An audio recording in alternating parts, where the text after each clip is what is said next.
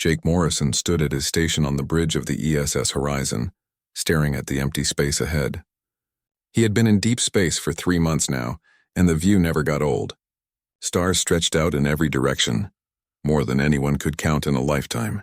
This was humanity's first real journey into the unknown, and Jake felt proud to be part of it. The ship hummed quietly around him. Everything seemed normal until Lisa Bennett's voice crackled over the communication system. She sounded worried, which was unusual for the chief engineer. Lisa never worried about anything. "Captain, you need to see this," Lisa said. "I'm picking up something strange about 2 million kilometers ahead." Captain Margaret Sullivan moved to the main screen. She was a tall woman with gray hair and sharp eyes that missed nothing. "What kind of strange?" she asked. "It's big," Lisa replied. "Really big. And it's not giving off any heat signature or energy readings. It's just sitting there in space like it's been waiting for us." Jake felt his heart beat faster. First contact protocols ran through his mind. What if this was an alien ship? What if they were about to meet another civilization? He checked his tactical display, ready for anything. The horizon moved closer and the object came into view. It wasn't a ship. It was a structure, massive and ancient, covered in symbols that glowed with a faint blue light.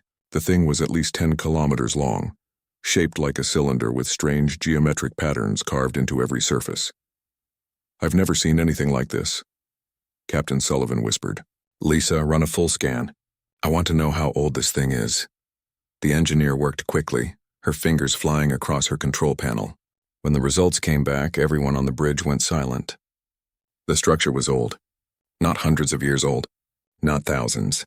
The dating analysis suggested it had been floating in space for at least 200,000 years. "That's impossible," Jake said. "Nothing survives that long in space without maintenance." But there it was, perfectly preserved, as if time itself had forgotten about it. Dr. Peter Hayes arrived on the bridge 20 minutes later. He was the ship's expert on languages and alien cultures, though he had never actually met an alien before. No human had.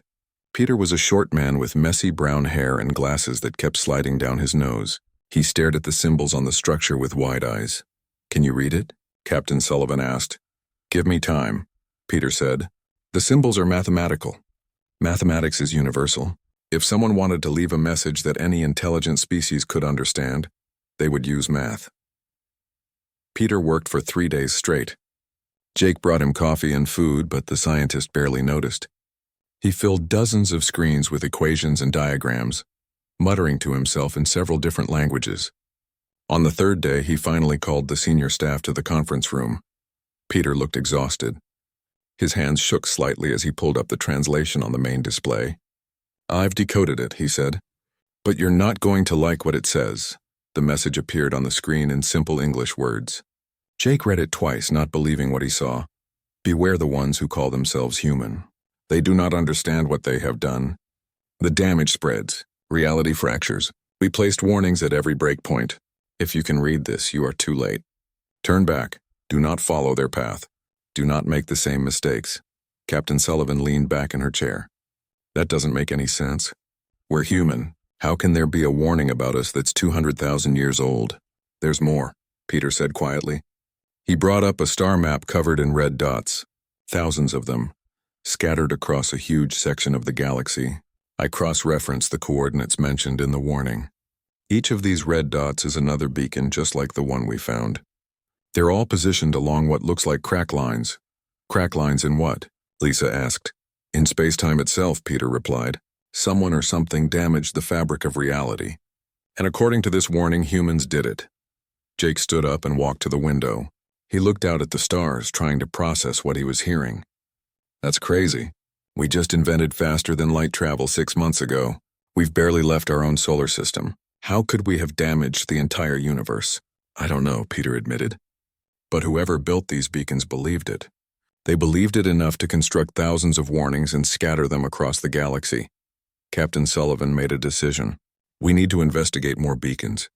We need to understand what this means. If there's even a chance that humans are somehow dangerous to the universe, we have to know about it."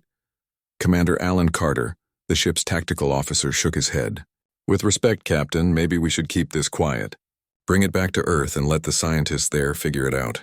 If there are other species out there and they see these warnings, they might decide to attack us first and ask questions later. He has a point, Lisa said. We don't know what we're dealing with. But Peter was already shaking his head. We can't ignore this. If we damaged reality somehow, we need to know how and why. The warnings say the damage is spreading. That means it's getting worse. We might be running out of time to fix whatever went wrong. Jake looked at the star map again. All those red dots. All those warnings. Someone had gone to enormous effort to make sure everyone in the galaxy knew about the danger.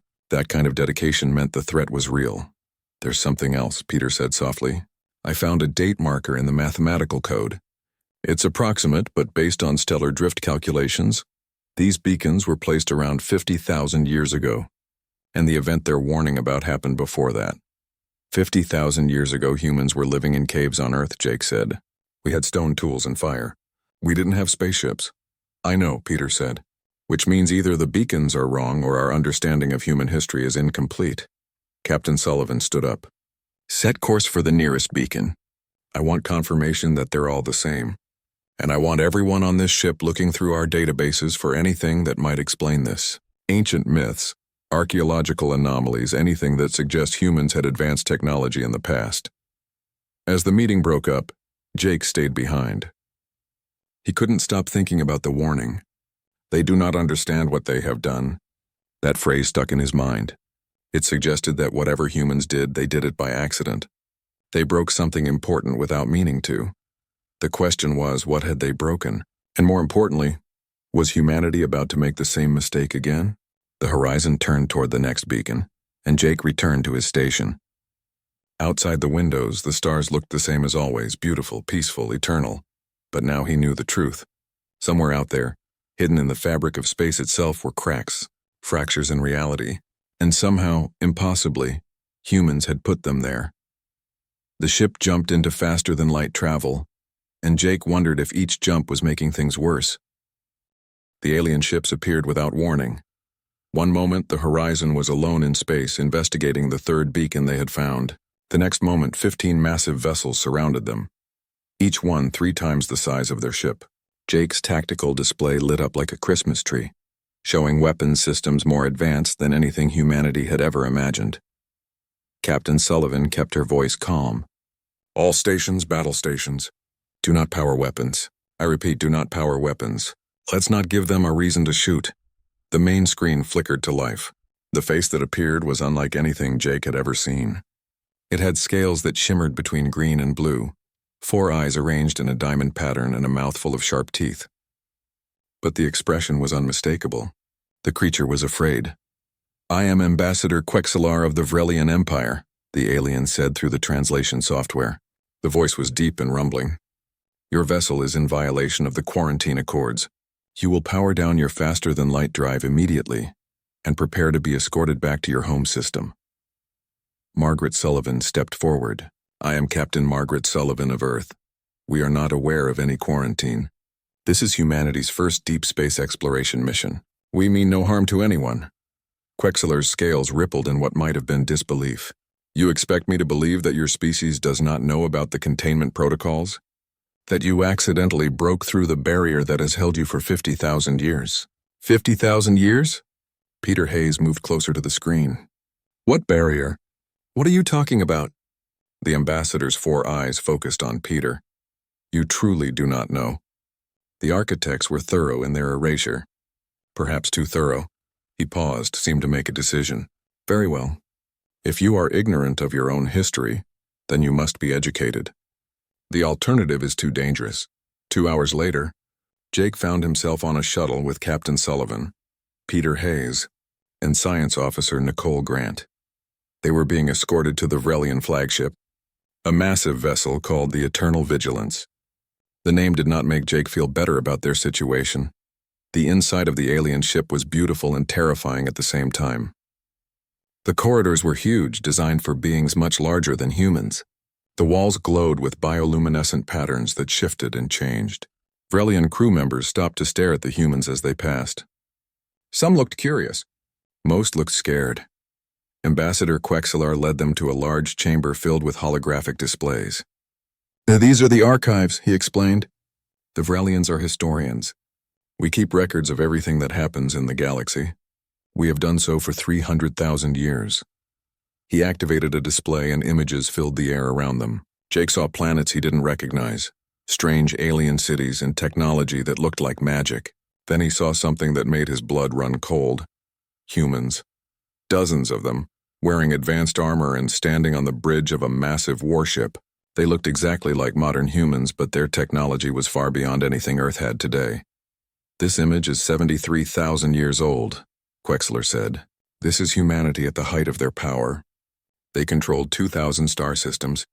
Their empire was one of the largest in the galaxy. Nicole Grant shook her head. That's impossible. 70,000 years ago, humans were hunter-gatherers. We have fossils. We have archaeological evidence. You have what the architects left you, Quexlar replied. After they erased your civilization, more images appeared. Humans building massive structures on alien worlds. Human ships jumping through space. Human scientists working alongside other species in vast laboratories. It was everything humanity dreamed of becoming, and apparently they had already done it once before. What happened? Captain Sullivan asked quietly. Quexler brought up a new image. This one showed something that hurt to look at. Space itself seemed wrong, twisted and broken. Reality appeared to be cracking like broken glass. This happened, the ambassador said. Your ancestors discovered faster than light travel. They explored the galaxy with enthusiasm and wonder, but they did not understand what their technology was doing. Every time a human ship jumped through space, it created tiny fractures in the fabric of reality. At first, the damage was too small to notice. But humans are explorers. They jumped millions of times, billions of times, and the fractures grew. Peter was recording everything on his tablet. His hands were shaking. How bad did it get? Bad enough that the architects, the oldest and most powerful civilization in the galaxy, intervened. They studied the problem for a century. They tried to find a solution, but the damage was already too severe. Reality was coming apart at the seams. The hologram changed again. This time it showed a massive structure, something so large it surrounded an entire star. Energy poured from it in waves that made Jake's eyes water just looking at the recording.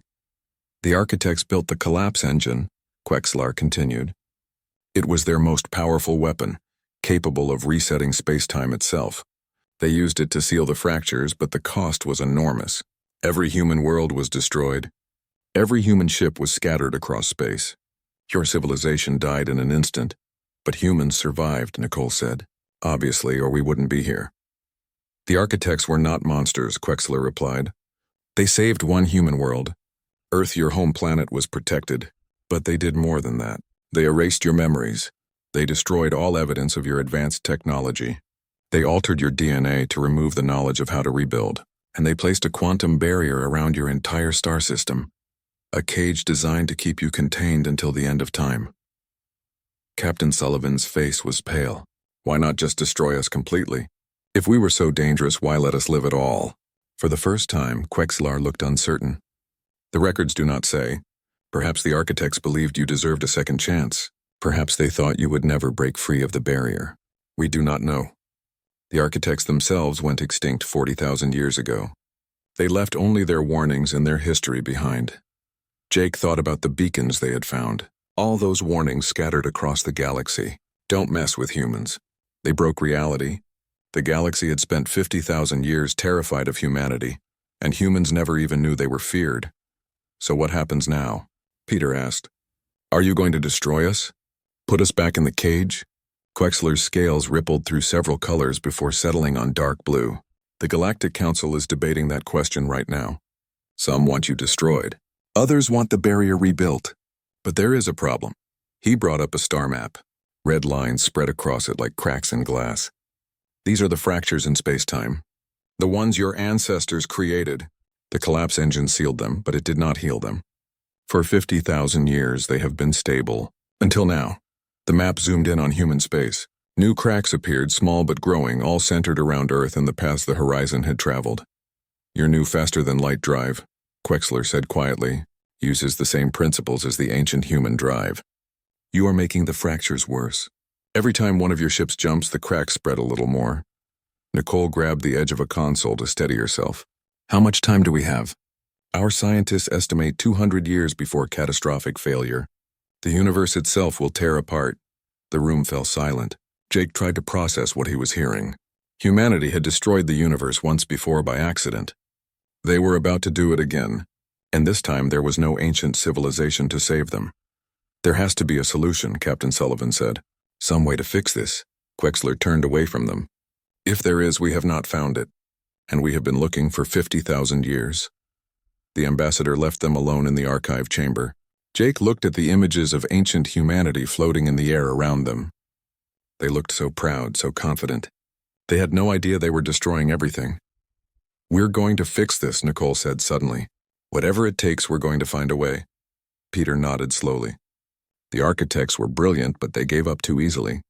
They chose destruction over finding a real solution. Maybe that's why they went extinct. Captain Sullivan smiled grimly. Well, we're humans. Being stubborn and refusing to accept the impossible is kind of our thing. Let's get back to the horizon.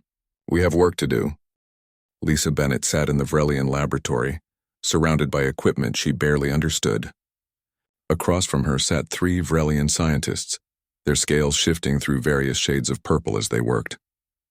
Next to Lisa, Peter Hayes was going through files that had been sealed for thousands of years.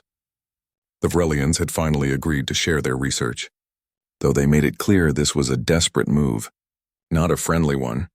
I still don't understand the basic mechanism, Lisa said, looking at the holographic display showing human brain scans. How does human neural activity interact with quantum fields differently than other species? The lead Vrelian scientist, whose name translated roughly to Keeper of Old Truths, manipulated the display. 2 brain scans appeared side by side. One was human, one was Vrelian. Look at the neural firing patterns, he said.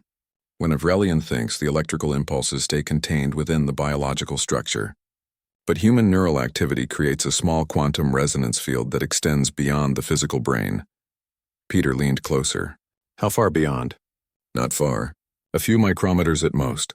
In normal circumstances, it's completely harmless. But when combined with certain types of technology, particularly faster than light drives, the effect is amplified by a factor of several trillion. Lisa felt a chill run down her spine. So when humans use FTL technology, our thoughts are literally touching the fabric of space-time? More than touching, Keeper of Old Truth replied. Your consciousness interacts with it, pushes against it, and because humans lack the natural safeguards other species have, you push too hard. You tear holes without meaning to. The scientist brought up more data. Lisa saw recordings of ancient human ships engaging their FTL drives. Each time they did, sensors showed tiny fractures appearing in space-time like cracks in ice. Most of the fractures were microscopic, but there were so many of them. At first, the damage was negligible, the Vrelian continued. A few hundred fractures scattered across a small region of space. The universe is very good at healing small wounds, but humans were enthusiastic explorers. Within 2,000 years, you had spread across half the galaxy, millions of ships all jumping constantly, all creating more fractures. Peter scrolled through the historical records. When did people start noticing the problem? Approximately 5,000 years into humanity's space age, other species began detecting anomalies. Ships would disappear. Entire star systems would experience temporal distortions. At first, no one connected the events to human FTL travel. The correlation was not obvious. But someone figured it out eventually, Lisa said. Keeper of Old Truths made a gesture that the translation software interpreted as sadness. Yes, the architects discovered the truth 8,000 years into humanity's expansion. By then, the fractures had begun spreading on their own. Each crack made the space around it weaker, more likely to fracture further. It had become a chain reaction that would not stop. The hologram changed, showing a simulation of what the architects had discovered. The fractures spread like a web across the entire galaxy, growing faster and faster. Lisa watched in horror as the simulation showed the final result. Everything simply came apart. Stars, planets, space itself, all unraveling like a broken thread. How long did humanity have before total collapse? Peter asked quietly. The architects calculated 300 years from the time of their discovery. They spent a century trying to find a solution. They tested thousands of approaches. Nothing worked. The fractures could not be healed by any technology they possessed. Lisa stood up and walked to the window. Outside, she could see the horizon floating in space, surrounded by Vrelian guard ships. Her ship, her home, And every time it jumped, it was killing the universe a little more. The collapse engine, she said. How did it work? The architects built a device that could forcibly reset space-time in a localized area. It essentially rewound reality to a point before the fractures existed. But the energy requirements were enormous. Using it meant destroying everything in the affected area. They had to choose between watching the universe die slowly or killing a civilization to save everything else. That's not a choice, Peter said angrily. That's murder. Yes, Keeper of Old Truths agreed simply. The architects knew this. It broke them. Many chose to terminate their own existence rather than live with what they had done. Their civilization never recovered. They faded away over the next 40,000 years, consumed by guilt and grief. Lisa turned back to the scientists, but they did it. They activated the collapse engine and erased humanity's civilization. So why are the fractures still here? Why are they still spreading? The Vrelian scientists looked at each other. Something passed between them, some unspoken communication. Finally, Keeper of Old Truths spoke. There is something we have not told you. Something the Galactic Council wanted kept secret. But if we are to work together, you must know the truth. He brought up a new file. This one was heavily encrypted. It took him several minutes to unlock it. When the contents appeared, Lisa felt her breath catch. The collapse engine did not work as intended, the scientist said. The architects discovered too late that the fractures had already become self-sustaining. Resetting space-time removed humanity's civilization, yes, but it did not heal the damage. It only paused the spread. Peter grabbed the edge of the table. You're saying the universe is still dying? That everything the architects did was for nothing? Not nothing. They bought time. 50,000 years of stability. But the fractures are beginning to spread again. Your new FTL technology is accelerating the process. But even without it, collapse would have come eventually. Perhaps in another 10,000 years. Perhaps in 50,000. But it was always inevitable. The room fell silent. Lisa tried to process what she was hearing. The galaxy had spent 50,000 years hating humanity for a crime their ancestors committed by accident. But the real tragedy was that the solution had never existed in the first place. Why hide this? She asked. Why not tell everyone the truth? Because the architects also discovered something else, Keeper of Old Truth said. He brought up another file. This one showing complex brain scans and quantum field analysis. In their final years, when they had accepted their failure, they made one last discovery. The same quantum neural interaction that allowed humans to damage reality was the only thing that could heal it. Lisa and Peter stared at the data. What are you saying? Peter asked. I am saying that humans are not just the cause of the fractures. You are also the only possible cure. The architects discovered that a human mind, properly trained and equipped, could interact with the fractures consciously, could seal them from the inside in a way no technology could match. So why didn't they use humans to fix everything? Lisa demanded. Because they had already erased your civilization. The process required not just any humans, but humans who understood advanced physics, who had access to sophisticated technology, who could navigate space and reach the fractures scattered across the galaxy. The architects had destroyed the very thing they needed to save the universe. Peter laughed, but there was no humor in it. They doomed everyone. They tried to save the universe by eliminating the one species that could actually fix it. Yes, the Vrelian said. The architects realized their mistake in their final years. They left hidden files encrypted and buried in their archives. Instructions for how humans could heal the fractures. But they also left you locked on Earth, unable to develop the technology needed to follow those instructions. They died knowing they had failed in every possible way. Lisa sat down heavily. That's why the Council is debating what to do with us. Some of them know we're the only hope, but others are too afraid to take the risk. Correct. If humanity is allowed to continue using FTL technology, the universe will collapse in 200 years. But if humanity is destroyed or contained again, the universe will collapse eventually anyway. It is a choice between certain death now or probable death later. Peter was already scrolling through the architect files. These instructions, how detailed are they? Very detailed. The architects were nothing if not thorough. They designed devices that could focus human quantum neural activity. They mapped every fracture in the galaxy. They even trained a few humans in the technique before their own collapse, though those humans died with their civilization. Then we need to try, Lisa said. We need to see if this actually works. Keeper of Old Truths made a gesture of agreement. I will present this information to the Council, but I warn you, many will oppose this. Allowing humans to spread across the galaxy again, even with the best intentions, terrifies them. They should be more terrified of the alternative, Peter said. The scientist left them alone with the files. Lisa and Peter spent the next 6 hours going through the architect data. The instructions were complex, requiring technology humanity did not possess and scientific understanding they were only beginning to develop. But it was possible.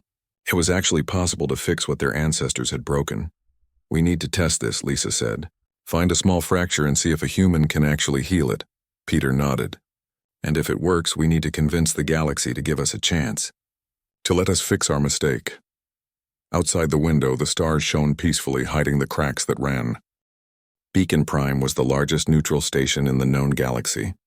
It floated in empty space, equidistant from all major civilizations, a symbol of cooperation and peace. Today it was filled with fear and anger. Captain Margaret Sullivan walked through the corridors with Jake Morrison at her side. Aliens of dozens of species filled the halls, all of them heading toward the Great Council chamber. Some looked at the humans with curiosity, most looked at them with undisguised hatred. They blame us for something our ancestors did 70,000 years ago, Jake muttered. We weren't even born.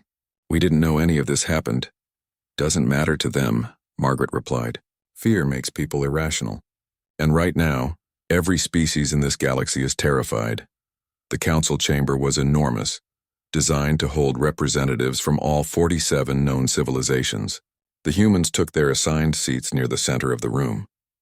Margaret looked around at the assembled aliens. She saw beings made of crystalline structures, others that floated in tanks of methane, creatures with too many limbs or no limbs at all. The diversity was beautiful, and all of it was at risk because of what humans had done. Ambassador Quexelar called the session to order. His scales had turned a dark, serious purple. We are here to decide the fate of humanity. The evidence is clear. Human faster-than-light technology is causing the ancient fractures to spread. Every human ship that travels through space makes the damage worse. If we do nothing, the universe will experience catastrophic collapse in approximately 200 years. A being that looked like a floating cluster of tentacles spoke first. The translation came through as a female voice, calm but firm. The solution is obvious. We must contain humanity again, rebuild the barrier around their star system and ensure they never escape. And condemn the universe to a slower death, Peter Hayes said, standing up. We found the hidden architect files. We know the truth. The fractures will spread even without human FTL travel. Maybe it will take 10,000 years instead of 200. But the end result is the same. A reptilian being with 6 arms slammed its fists on the table. Then we should eliminate the humans entirely. Remove the threat permanently. Jake felt his hand move toward his sidearm, but Margaret grabbed his wrist. Don't, she whispered. They're scared. People say terrible things when they're scared. Commander Alan Carter stood up from the human delegation. You want to commit genocide because you're afraid. Because you can't figure out how to fix a problem that's existed for 50,000 years. Well, guess what? We figured it out. We found the solution the architects discovered too late. The chamber erupted in noise. Dozens of species all shouting at once, the translation software struggling to keep up. Quexelar had to activate a sonic pulse to restore order. Explain, the Vrelian ambassador said. Lisa Bennett activated a holographic display. It showed the architect files, the neural scans, the quantum field data. Human brains interact with space-time in unique ways. The same property that causes the fractures can also heal them. We can fix this. We just need the right equipment and training. You expect us to trust you? The crystalline being's voice was like breaking glass. Your kind broke the universe once already. Why should we believe you won't make things worse? Because we don't have a choice, Margaret said firmly. None of us do. The universe is dying. You can kill us out of fear, or you can let us try to save everyone. Those are the only 2 options. A small furry creature with enormous eyes spoke quietly. What guarantee can you offer? How do we know this will work? We don't, Peter admitted. The architects never completed their testing. But the theory is sound. We want to run a trial, find a small fracture and see if a human can actually seal it. If it works, we continue. If it doesn't, then you can make whatever decision you want about us. The council chamber fell into heated debate. Arguments flew back and forth in dozens of languages. Some species supported giving humans a chance. Others demanded immediate action against the threat. Jake watched the chaos and wondered if the galaxy could even unite enough to make a decision. It was a small, quiet voice that finally changed everything. Lieutenant Danny Rogers stood up from his seat in the observation gallery. He wasn't supposed to speak at the council, wasn't supposed to draw attention to himself. But he spoke anyway. "I volunteer," Danny said, "for the test. Let me try to heal a fracture." The room went silent. All eyes turned to the young lieutenant. He looked terrified but determined. "You could die," Quexler said. "The architect files mention that 3 of their test subjects did not survive the process." "I know," Danny replied, "but I'm willing to take that risk. My ancestors broke the universe. Maybe I can help fix it." Nicole Grant stood up next to him. "I volunteer too. You'll need backup and multiple test subjects will give better data." Then Jake stood, then Lisa, then Peter. One by one, every human in the chamber rose to their feet. 43 people, the entire crew of the Horizon, all volunteering to risk their lives. Margaret Sullivan felt tears in her eyes. She had never been more proud of her crew. A being made entirely of flowing energy spoke, its voice like wind chimes. "This changes nothing. They are simply trying to save themselves." "No," said an elder from a species that looked like walking trees. "They are accepting responsibility, taking action instead of making excuses. Perhaps we have judged them too quickly." The vote took 3 hours. It was close. 24 civilizations voted to give humanity a chance. 20 voted to contain or destroy them. 3 abstained. But 24 was enough. Quexler announced the decision. Humanity will be permitted to attempt repairs to the space-time fractures. They will be provided with resources and technical assistance. However, all human FTL travel is suspended immediately. No human ship will jump until we know if this solution works. Margaret nodded. It was more than she had hoped for. "We accept those terms." The council session ended, but Margaret asked for a moment before everyone left. She stood at the center of the chamber looking at all the assembled species. "I know you're afraid," she said. "I know you look at us and see a threat, but I want you to understand something about humans. We make mistakes, big ones, terrible ones, but we also learn from them. We take responsibility, and we never ever give up." She paused, making sure she had everyone's attention. "Our ancestors broke the universe. They did it by accident, through ignorance and enthusiasm, but we're not going to hide from that legacy. We're going to own it. We broke it, so we're going to fix it. Not because we want your forgiveness, not because we want to be heroes, but because it's the right thing to do." The chamber was silent. Then slowly a few beings began what their species used as applause. The sound spread, different noises from different species, but all expressing the same thing: hope. Later, on the shuttle back to the Horizon, Danny Rogers sat next to Jake. "Do you really think this will work?" he asked quietly. "I don't know," Jake admitted, "but I know we have to try. What kind of species would we be if we didn't?" Nicole was studying the architect files on her tablet. "The first test will be in 3 days. They've identified a small fracture about 2 light-years from here. It's isolated, stable, and if something goes wrong, the damage will be contained." "And if something goes wrong with me?" Danny asked. "Then we learn from it," Nicole said, "and the next volunteer tries again. That's how humans work. We keep trying until we succeed or there's nothing left to try." The shuttle docked with the Horizon. As the crew filed out, Margaret pulled Danny aside. "You don't have to do this. We can find another volunteer." "I want to," Danny said. "Someone has to be first." "Might as well be me." Margaret studied his face. He was young, barely 25, with his whole life ahead of him. But his eyes held a determination she recognized. It was the same look she saw in the mirror every morning. "All right," she said, "but you follow every safety protocol. You listen to the scientists, and if anything feels wrong, you abort immediately. Understood?" "Yes, Captain." 3 days later, Danny Rogers would sit in a device built from architect designs, his mind reaching out to touch the fabric of reality itself.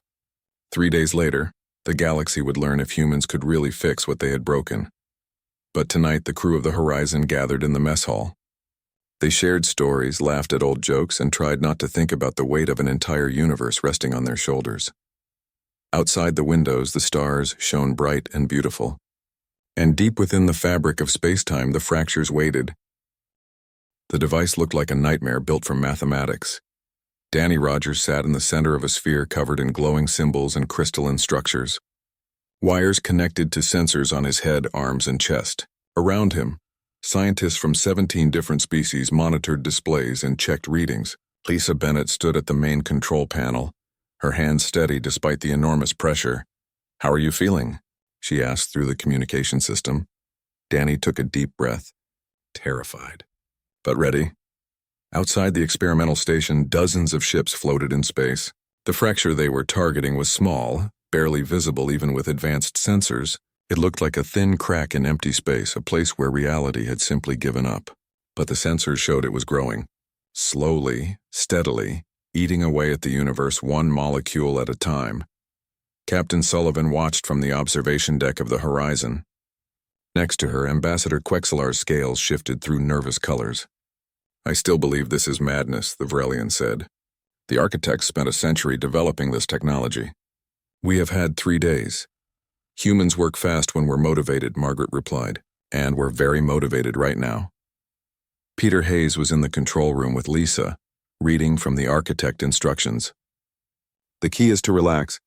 Don't try to force the connection. Just let your mind expand naturally until you can feel the fracture." "Feel it how?" Danny asked. The architects weren't specific. They said each human experienced it differently. Some described it as a sound, others as a color they couldn't name. "Just stay calm and trust your instincts." Lisa began the activation sequence. The device around Danny hummed to life. Energy poured through the crystalline structures, creating patterns that hurt to look at directly. The symbols began to glow brighter. Danny closed his eyes. At first he felt nothing unusual, just the normal sensations of his body, his breathing, his heartbeat. Then something changed. It was subtle at first, like a whisper at the edge of hearing. He tried to focus on it, and it slipped away, so he stopped trying to focus. He just listened. The whisper became clearer. It wasn't a sound exactly. It was more like a feeling, a sense of something wrong nearby, like a tooth that hurt when you touched it. Danny let his awareness move toward the sensation. Suddenly he could see it. Not with his eyes, but with something deeper. The fracture appeared in his mind as a jagged tear in a fabric he couldn't describe. It was wrong in ways that had no words. Reality was supposed to be continuous, smooth, whole. This was broken, damaged, and it was spreading. "I can feel it," Danny whispered. In the control room, every display lit up. The sensors showed Danny's neural activity spiking in patterns they had never seen before. His brainwaves were synchronizing with quantum fluctuations in the space around the fracture. "It's working," Peter said, his voice filled with awe. "He's actually connecting with it." Danny reached out with his mind, touching the edges of the fracture. It felt sharp, dangerous, but it also felt fragile, like something that could be repaired if he just knew how. The architect instructions had described the process as similar to healing a wound in your own body. Your immune system knew how to fix damage automatically without conscious thought. The trick was to think of the fracture the same way, not as something external, but as part of yourself that needed healing. Danny imagined the fracture as a cut on his arm. He visualized his body's healing response, the way cells would gather and rebuild damaged tissue. He applied that same intention to the tear in space-time. For a moment, nothing happened. Then the fracture shivered. Danny felt it respond to his touch, like a living thing recognizing someone who could help it. He pushed more of his awareness into the connection, imagining the torn edges of reality pulling back together. The fracture began to close. It was slow, painstaking work. Every time Danny thought he had sealed a section, another part would threaten to tear open. The fracture didn't want to be healed. It had existed for thousands of years and it had momentum. But Danny was stubborn. He held the edges together, refusing to let them slip apart. On the monitoring station, scientists watched in disbelief as the sensors showed the fracture shrinking. Point by point, molecule by molecule, space-time was becoming whole again. Then something went wrong. Danny felt a sudden surge of pain, like electricity running through his entire body. The fracture had found a weak point in his concentration and surged against his mental grip. He gasped, his physical body convulsing in the device. "His neural activity is spiking dangerously," one of the alien scientists reported. "If it goes much higher, it could cause permanent damage." "Abort the test," Quexelar said immediately. "Wait," Lisa said. She was watching Danny's face on the monitor. His eyes were still closed, but his expression was determined. He's not giving up. Danny gritted his teeth and pushed back against the fracture. The pain was incredible, like nothing he had ever experienced. But he had come too far to quit now. He thought about his ancestors, the ancient humans who had broken the universe without meaning to. He thought about all the species gathered outside, watching and hoping and afraid. He held on. Slowly, painfully, he forced the fracture to close. The torn edges of reality came together like a zipper being pulled shut. When the last gap sealed, Danny felt something click into place. The wrongness disappeared. Space-time was whole again. He opened his eyes and immediately vomited. The scientists rushed to disconnect him from the device. His head pounded like someone had hit him with a hammer. But he was alive. Did it work? He asked weakly. Peter was staring at the sensor readings, tears running down his face. Yes, the fracture is completely sealed. It's like it was never there. The observation deck erupted in noise. Species that had been enemies for centuries were embracing. Others were simply crying. They had watched humanity do the impossible. Margaret Sullivan felt like she could breathe for the first time in days. Get Danny to medical. Make sure he's okay. Danny was helped out of the device by Nicole Grant and Jake Morrison. He could barely stand, but he was smiling. That was the hardest thing I've ever done, he said. When do we do it again? Over the next 3 weeks, they ran 17 more tests. Different humans tried the technique on different fractures. Some found it easier than Danny had. Others struggled. 2 volunteers had to abort when the pain became too intense. But every fracture they targeted was successfully sealed. The Galactic Council held another emergency session. This time, the mood was completely different. Representatives from every civilization watched footage of humans healing the fractures. The fear was still there, but now it was mixed with hope. We propose an alliance, Margaret Sullivan said to the assembled council. Humanity will dedicate itself to repairing the damage our ancestors caused. But we'll need help. We need ships to reach the distant fractures. We need technology to build more devices. And we need time to train more volunteers. A being made of living crystal spoke. And what do you want in return? The right to exist, Margaret said simply. The right to be part of the galactic community. We're not asking for special treatment. Just a chance to prove we're more than our worst mistake. The vote was unanimous this time. Every civilization agreed to the alliance. The work began immediately. Lisa Bennett led teams of engineers in constructing hundreds of the healing devices, which they named resonance arrays. The design was refined with each iteration, making the process safer and more efficient. Peter Hayes established training programs, teaching volunteers how to connect with the fractures safely.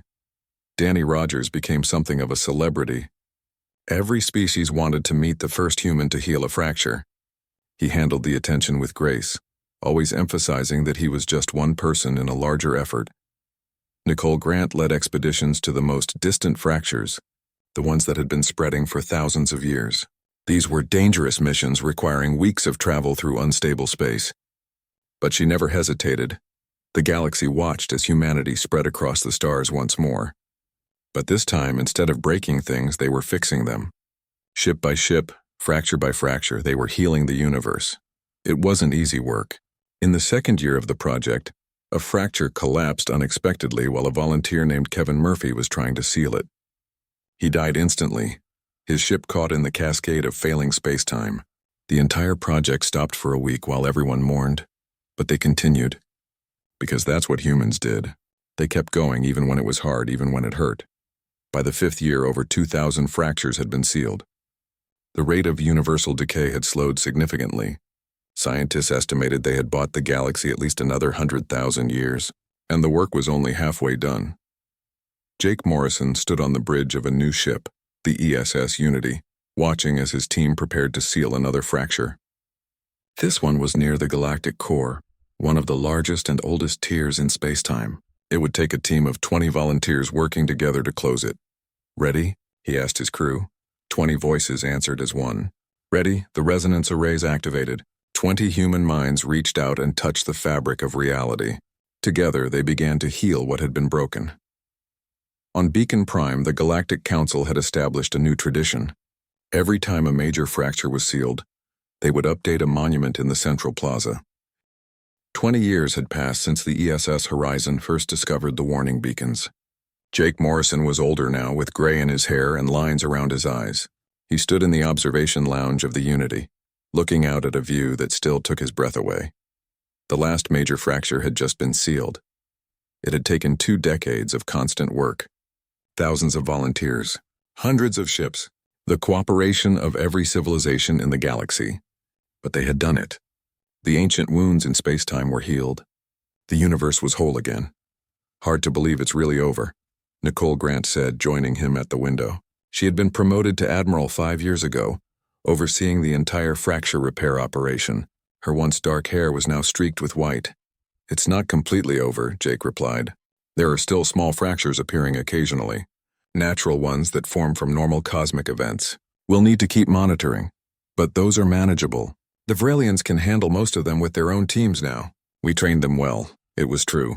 In the years since the Alliance formed, dozens of other species had learned to use the resonance arrays. It turned out that while humans were the best at healing fractures, other species could do it too with proper training and practice. They just needed humans to show them how. Peter Hayes entered the lounge carrying a bottle of very old whiskey he had been saving for this occasion. The Council just sent official word. All primary fractures are sealed. The universe is stable. Jake took the offered glass. Where's Lisa? In engineering, naturally. She said she'll celebrate after she finishes upgrading the slipstream drive. They drank in silence, watching the stars. So much had changed in 20 years. Earth was no longer an isolated world. Human cities now existed on 40 different planets. Humans served on ships of every major species. Children grew up learning alien languages and studying cultures from across the galaxy. But the scars remained. 347 humans had died in the fracture repair operations. Thousands more carried permanent neural damage from prolonged exposure to the quantum healing process. The cost had been high. Do you ever wonder what happened to them? Nicole asked quietly. The ancient humans, our ancestors who started all this. All the time, Jake admitted. The architects erased so much. We'll probably never know the full story of who they were. Peter swirled his drink thoughtfully. I've been studying the fragments we do have. Archaeological sites that predate the collapse. Genetic markers in modern human DNA. I think I'm starting to understand them. And, Nicole prompted, they were us. Exactly like us. Curious, ambitious, reckless. They saw the stars and had to explore them. They found faster-than-light travel and used it without fully understanding the consequences. They made a terrible mistake, but they made it honestly. Through ignorance, not malice. Jake nodded slowly. Do you think they would be proud of us? For fixing what they broke? I think they would be relieved, Peter said. And maybe a little amazed. We did something they never got the chance to do. We took responsibility for our mistakes and actually fixed them. The door opened and Danny Rogers walked in, now a captain himself, commanding one of the newest exploration vessels. He had aged well, though he still got headaches sometimes from that first fracture healing. Did I miss the celebration? Just getting started, Nicole said, pouring him a glass. Danny raised his drink. To the end of an era. To the beginning of a new one, Jake countered. They drank together, old friends and colleagues, veterans of a war fought against the universe itself. A war they had won. The communication system chimed. Captain Sullivan's face appeared on the screen. She was on Earth, retired now, but still keeping track of everyone. I heard the news. Congratulations, all of you. You should be here, Captain, Danny said. None of this would have happened without you. I'm exactly where I need to be, Margaret replied with a smile. Someone has to train the next generation. We have 50 new volunteers graduating from the academy next month. Young people who want to explore the galaxy and help protect it. What will they do? Nicole asked. With all the major fractures sealed, there's not much healing work left. Margaret's smile widened. Oh, the universe always has problems that need fixing. The Council has already approached me about several projects. Unstable stars that need stabilization. Dead worlds that could be restored to life. Anomalies that no one understands. Turns out once you prove you can heal a broken universe, everyone wants your help with their problems. Jake laughed. So humanity's new role is universal maintenance crew? Could be worse, Peter said. Better than being the species everyone's afraid of. They're still a little afraid of us, Nicole admitted. But now it's respectful fear. They know we're powerful, but they also know we use that power responsibly. The conversation continued late into the night. They shared stories from the past 20 years, remembered friends who hadn't made it, and talked about the future. Eventually, people drifted off to their quarters, exhausted but content. Jake stayed in the observation lounge, alone with his thoughts. He pulled up a historical file on his tablet, one of the few recovered records from ancient humanity. It was a fragment of a ship's log, dated 72,000 years ago. The entry was written by a captain whose name had been lost to time. But the words remained. "Today we made our 1,000th jump. The crew is excited. The universe is so much bigger than we imagined. There are wonders out there we can't even describe. We're going to keep exploring, keep pushing forward, because that's what humans do. We reach for the stars and we don't stop reaching until we touch them." Jake closed the file. Those ancient humans had reached too far, touched something they shouldn't have, and paid the price. But their spirit, their drive to explore and discover, that had survived. It had survived the collapse, survived 50,000 years of enforced isolation, and survived the terrible revelation of what they had done. And in the end, that same spirit had saved the universe. The door opened again. Lisa Bennett finally emerged from engineering, grease on her hands and satisfaction on her face. "Heard we're celebrating. Did you save me any whiskey?" Jake poured her a glass. "Finished your upgrades?" "Improved the slipstream efficiency by 12%. The Unity can now travel twice as far on the same energy. I'm sending the designs to all the allied species. No point keeping good technology to ourselves." "The Council is going to love that," Jake said. "More proof that humans can be trusted." Lisa sat down looking out at the stars. "You know what I realized? We spent 20 years fixing the fractures, but we also fixed something else. We fixed humanity's reputation. We fixed the galaxy's opinion of us. We showed everyone, including ourselves, who we really are." "And who are we?" Jake asked. "We're the species that makes big mistakes and then works our asses off to correct them. We're the species that never gives up, even when the odds are impossible. We're the species that broke the universe and then put it back together better than it was before." Jake smiled. "That should be on our flag. Too wordy. Let's stick with the Council's version. Rule 1 of the universe." They sat together in comfortable silence, watching the stars. Somewhere out there, new human ships were preparing to launch. New missions were being planned. The galaxy was open and waiting, and this time humanity was ready. They had learned from their mistakes. They had proven themselves. The door opened one more time. A young ensign, barely 20 years old, stepped in nervously. "Sorry to interrupt, sirs, but we just received a distress call. A science station near the rim detected an anomaly they can't explain. They're asking for human assistance." Lisa and Jake looked at each other and grinned. "What kind of anomaly?" Lisa asked. "They're not sure. Something to do with quantum fluctuations creating pockets of reversed entropy.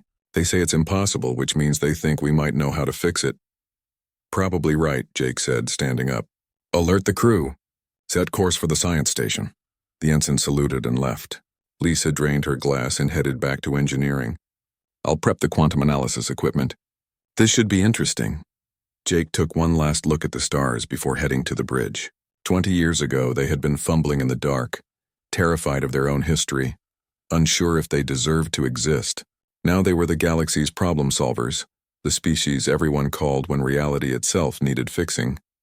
It was a strange legacy, but it was theirs.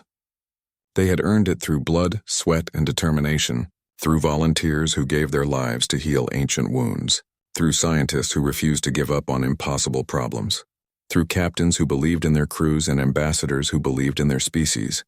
The Unity's engines came to life, and the ship turned toward the rim. Toward another problem that needed solving. Toward another chance to prove that humans, despite everything, despite their history and their mistakes, belonged among the stars. Captain Sullivan's voice came over the intercom from Earth, transmitted across light years of space.